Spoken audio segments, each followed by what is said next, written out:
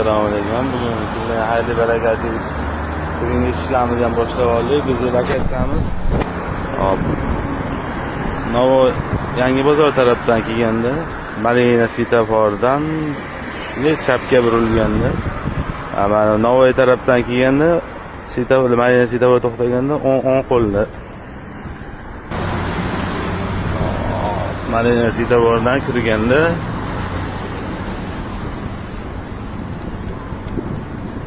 shunday birinchi ko'cha keladi. Birinchi ko'chadan birinchi ko'chaga birinchi mashratdan chapga burilganda, chap qo'lda ustaxonamiz shu yerda joylashgan. Shuna hadovoy yog'olmashlash xizmatlar bo'lsa, kelinib oladi.